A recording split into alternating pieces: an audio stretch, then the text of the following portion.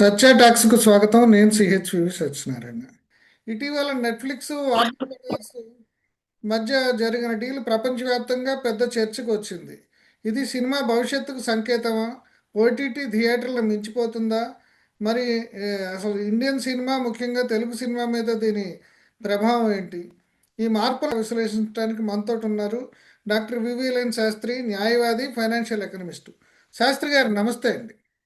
నమస్కారం సార్. ఇప్పుడు ఈ నెట్ఫ్లిక్స్ వార్నర్ ఒప్పందం గురించి ఆ, సంచలనంగా మొత్తంగా అందరూ మాట్లాడుతున్నారండి. ఇప్పుడు ఈ అవును. ఒప్పందం తర్వాత అసలు ఈ నెట్ఫ్లిక్స్ అనేది మొత్తం వార్నర్ని కొనేసింది అంటారా? అసలు ఏంటి ఈ ఒప్పందంలో ఆ, అది వివరాలు? మంచి ప్రశ్న ఇస్తారు సార్ మీరు. యాక్చువల్గా నెట్ఫ్లిక్స్ వార్నర్ మధ్య డీలు ఒక కమర్షియల్ అమ్మకం కొనుగోలు లాంటి డీల్ కాదు సార్. అది ఎటువంటి డీల్ అంటే అది అమ్మకం కాదు, అది అద్దె. అద్దె అంటే ఎలాగా? వార్నరు తన సినిమా హక్కులు కొంతకాలం నెట్ఫ్లిక్స్కి లైసెన్స్కి ఇచ్చింది అంతే. అంటే ఏంటి? వార్నర్ బ్రదర్స్ తమ ప్లాట్ఫామ్స్ ద్వారా ఈ ఓటీటీలో సినిమాలు రిలీజ్ చేస్తున్నారు, కానీ వాళ్ళకి ఎక్కువ సబ్స్క్రైబర్ బేస్ లేకపోవడం మూలంగా వాళ్ళకి ఇంతవరకు కూడా కమర్షియల్ సక్సెస్ లేదు. అదే నెట్ఫ్లిక్స్లో కమర్షియల్ సక్సెస్ ఉంది. నెట్ఫ్లిక్స్లో కమర్షియల్ సక్సెస్ ఉండడం చేత ఈ వార్నర్ బ్రదర్స్ కూడా ఏమనుకున్నారంటే, మనకి ఓటీటీ ప్లాట్ఫామ్స్ ఉన్నా కానీ మనం అనవసరంగా కాంపిటీటర్స్ కింద పెరిగే కన్నా ఈ ఓటీటీ ప్లాట్ఫామ్లో బాగా సక్సెస్ అయిన నెట్ఫ్లిక్స్ యొక్క ప్లాట్ఫామ్ కూడా ఉపయోగించుకుంటూ మన రెవెన్యూని ఎంత మ్యాక్సిమైజ్ చేయగలం మనం, అది చూసుకుందాం, ఎక్స్క్లూజివిటీ లేకుండా అనేటువంటి పద్ధతుల్లో వాళ్ళ సినిమాలని అద్దెకి ఇచ్చినట్లుగా ఇచ్చి ఆ అద్దె నిమిత్తం వీళ్ళు ఆ అద్దె కలెక్ట్ చేసుకుంటారు. అది వాళ్ళకి వచ్చే రెవెన్యూలో యాడ్ అవుతూ ఉంటుందన్నమాట.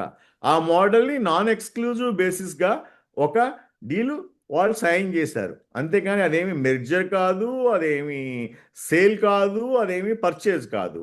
అది ఒక అది ఒక వాతావరణ అనుకూలంగా ఉండడానికి, అంటే డబ్బులు ఎర్న్ చేయడానికి అనుకూలంగా, వాతావరణం అనుకూలంగా ఉండడానికి ఆ, ఏర్పరచుకున్న ఒక అద్దె ట్రాన్సాక్షన్గా మనం చెప్పుకోవచ్చు అంటే సార్. ఇప్పుడు నెట్ఫ్లిక్స్ ఆల్గోరిథమ్ అనేది ఇప్పుడు వీళ్ళకి వార్నర్ బ్రదర్స్ సినిమాలకి అది వ్యూయర్షిప్ పెంచడానికి ఉపయోగపడుతుందండి.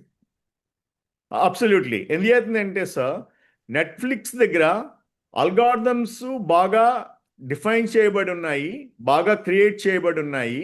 నెట్ఫ్లిక్స్ సక్సెస్కి ఆ అల్గారిథమ్స్ ఎంతగానో ఉపయోగపడుతున్నాయి, సాఫ్ట్వేర్ అల్గారిథమ్స్ ఎంతగానో ఉపయోగపడుతున్నాయి ఆ నెట్ఫ్లిక్స్ సక్సెస్ ఎలా అవుతుంది అల్గారిథమ్స్ ద్వారా అంటే, ఈ అల్గారిథమ్స్ ప్రజలు ఏ పిక్చర్లో, ఏ సీన్లో ఏ డైలాగ్ని లైక్ చేస్తున్నారు, ఏ స్టోరీ లైన్ లైక్ చేస్తున్నారు, ఓకే, అంతేకాకుండా ఏ యాక్టర్ యొక్క మూమెంట్స్, అతని యొక్క సహజ యాక్షన్ని ఏ విధంగా లైక్ చేస్తున్నారు అనేటువంటి విషయాలను క్యాప్చర్ చేసి వాటిని ఎప్పటికప్పుడు ఫీడ్బ్యాక్ కింద ఈ నెట్ఫ్లిక్స్ టీమ్కి, మేనేజ్మెంట్ టీమ్కి ఇస్తూ ఉండడం వల్ల ఆ మేనేజ్మెంట్ టీం ఇంటర్న్ ఏం చేస్తోంది, ఒక టీంని ఏర్పాటు చేసుకుని మళ్ళీ కథకుల్ని, ఆ కథకుల ద్వారా డైరెక్టర్ని, ఆ డైరెక్టర్ల ద్వారా ప్రొడ్యూసర్ని, లేకపోతే వాళ్ళే ప్రొడ్యూసర్స్గా యాక్ట్ చేస్తూ ఈ ఓటీటీ అని కంటెంట్ అనేటువంటి తయారు చేసి దాన్ని ప్రజల దగ్గరికి తీసుకెళ్తున్నారు, సక్సెస్ అవుతున్నారు.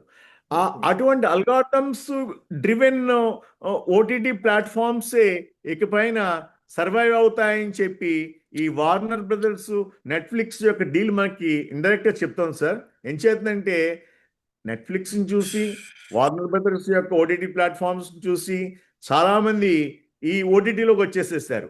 చాలా ప్లాట్ఫామ్స్ ఓపెన్ చేసేసారు. ప్రతి వాళ్ళు ఒక్కొక్క ప్లాట్ఫామ్ ఓపెన్ చేశారు. అయితే అక్కడ అల్టిమేట్గా సబ్స్క్రైబర్ బేస్ ఉండాలి, రెవెన్యూ బేస్ ఉండాలి. ఇది లేకుండా ఊరికనే మనం సినిమాలు పెట్టుకుని కూర్చుంటే, మన సినిమాలు ఎవరు చూడకపోతే దానికి ఉపయోగం ఎలా ఉంటుంది? మన రామ్ గోపాల్ వర్మ కూడా ఒక ఓటీటీ ప్లాట్ఫామ్ ఓపెన్ చేశాడు గతంలో. ఓపెన్ చేసి కొన్ని కొన్ని ఫ్యాక్షన్ మూవీలను రిలీజ్ చేశాడు దాని ద్వారా. కానీ ఆ తర్వాత అది బంద్ అయిపోయింది. కారణం ఏంటంటే అతని దగ్గర కంటెంట్ లేదు, జనాలు ఎక్కువ చూడలేదు. దానివల్ల కమర్షియల్గా దెబ్బతింటున్నాడు. సో క్లోజ్ చేసేసాడు. అదేవిధంగా నేను అనేది ఏంటంటే, ఈ అల్గారిథమిక్ కంటెంట్ ఓరియంటెడ్ కథకులు అనేవాళ్ళే ఈ పైన ఎక్కువ లీడ్ తీసుకుంటారు. వాళ్ళే సినిమాల్ని ముందుకి రన్ చేస్తూ ఉంటారు సార్. అండ్ ఇప్పుడు ఈ ఓటీటీ వచ్చాక అసలు సినిమా మీద అధికారం ఇప్పుడు ఓటీటీదా, ఓటీటీ ఓనర్దా, లేదంటే అసలు ప్రొడ్యూసర్దా అనేది కూడా ఒక చర్చ వస్తుందండి. ఆ కరెక్ట్ సినిమా సార్. సినిమా మీద ఎవరిది అనేది అధికారం. కరెక్ట్. మీరు మంచి ప్రశ్న వేశారు.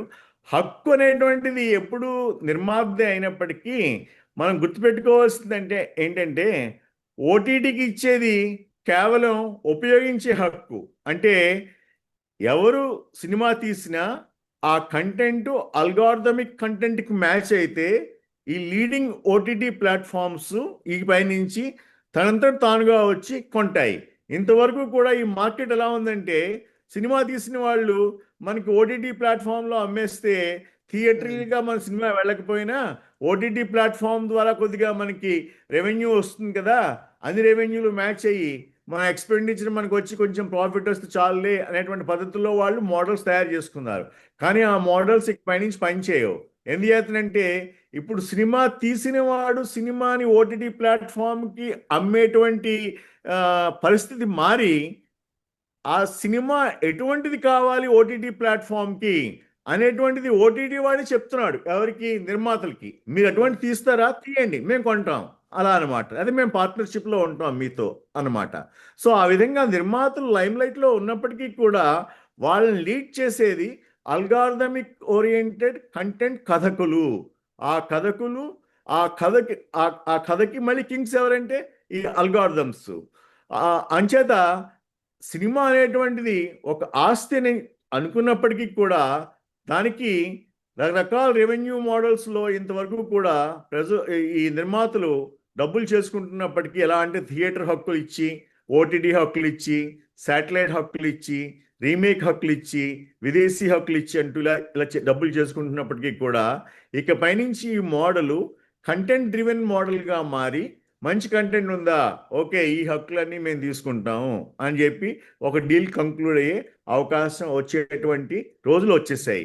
అంచేత ఈ పైనుంచి నిర్మాత అనేవాడు ఎవరంటే కథకుడితో కలిసి మంచిగా ఒక కొత్త ట్రెండ్ని, అల్గార్థమిక్ ట్రెండ్లో సినిమాని తీయగలిగిన వాడే నిర్మాత. వాడే స్మార్ట్ నిర్మాత, వాడే స్టార్ నిర్మాత. అంటే అల్గార్థమిక్ నిర్మాత అని చెప్పుకోవాలండి మనం.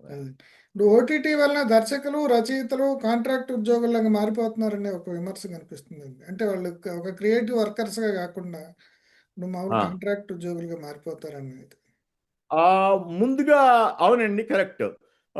యాక్చువల్గా ఇంత క్రితం వాళ్ళు ముందుగా రిస్క్ తీసుకునేవారు.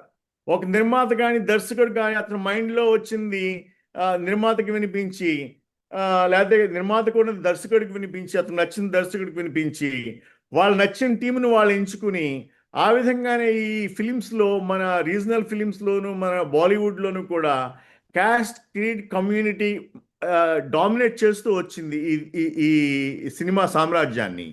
అయితే ఎప్పుడైతే ఈ టెక్నాలజికల్ యుగంలో అల్గారిథమ్స్ ఇప్పుడు లీడ్ చేస్తున్నాయో కన్జ్యూమర్ని, ఆ లీడ్ చేస్తున్న సమయంలో ఇప్పుడు ఈ రిస్క్ తీసుకునే కెపాసిటీ ఈ ఇండివిజువల్స్ తగ్గిపోయింది. ఎందుకంటే వాళ్ళు సినిమా తీస్తే ఎక్కట్లేదు ఎవరికి కూడా. ఉదాహరణకి కన్నప్ప, మంచు మనోజ్ బాగా ఖర్చు పెట్టి కన్నప్ప తీశాడు. కన్నప్ప అసలు ఎవరికి వెళ్ళలేదు.